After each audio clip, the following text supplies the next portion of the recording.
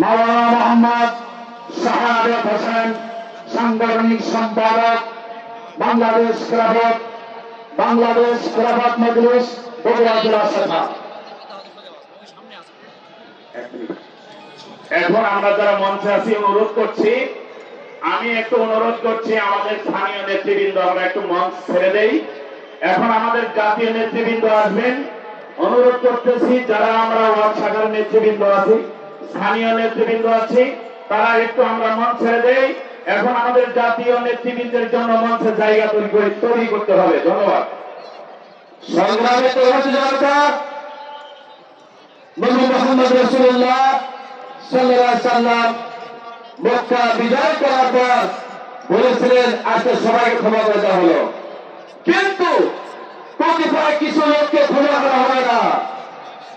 আমি স্বৈরাচার শাসক লক্ষ্য করে বলতে চাই, বাংলাদেশকে সকল স্বৈরাচারকে ক্ষমা করে দিলাম, পীর খালেদা হত্যা করেছে এটা ক্ষমা করা হবে না। যারা গণহত্যা করেছে এটা ক্ষমা নেই, যারা হত্যা করেছে এটা ক্ষমা নেই, ৫ই আগস্টে যারা গণহত্যা করেছে এটা ক্ষমা নেই। জাতীয় তাওহীদ জামাতে আমরা ঐক্যবদ্ধ হয়ে এই স্বৈরাচারের প্রবল ঘটেছে আগামী দিনগুলিতে আবার যারা বাধা দিয়ে উঠতে পারে।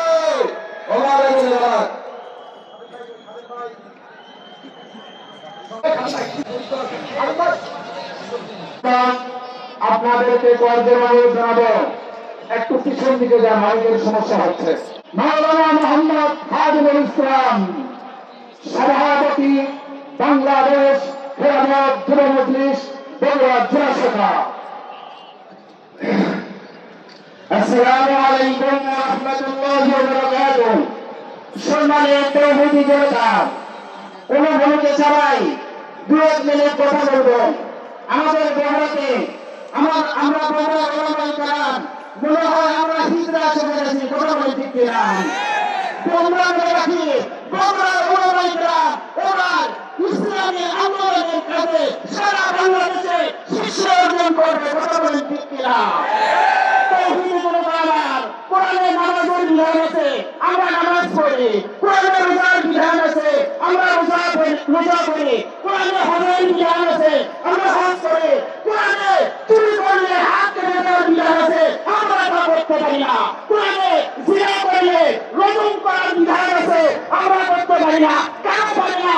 আমাদের দেশে ইসলামী খেলাফতের ব্যবস্থা নাই। আমরা গণতন্ত্রের তত্ত্বমন্ত্রে আমরা আমাদের পুরোপুরি শিরকি নবরে আমরা আমাদের ইমানকে হারিয়ে ফেলতেছি। তাই বলি এই বগুড়ার ওলামায়ে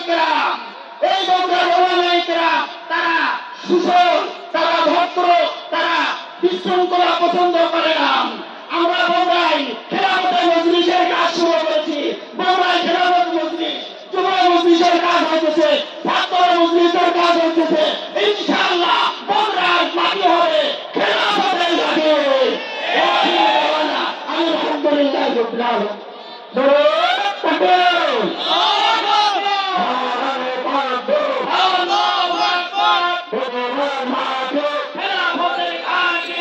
সংগ্রামী তাওহীদি জনতা, এই পর্যায়ে বক্তব্য নিয়ে আসছেন হাফেজ মাওলানা মোহাম্মদ শফিকুর রহমান, সেক্রেটারি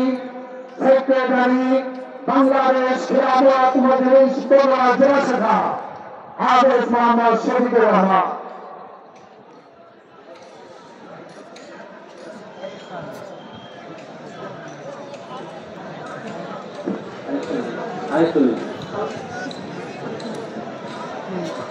আসসালামু আলাইকুম ওয়া রাহমাতুল্লাহি ওয়া বারাকাতুহু। সংগ্রামী আমার বগুড়া জেলাবাসী, আপনারা দূর দূরান্ত থেকে এখানে এসেছেন। বাংলাদেশ খেলাফতে মজলিস এর উদ্যোগে আজকের এই জনসভার আয়োজন করা হয়েছে।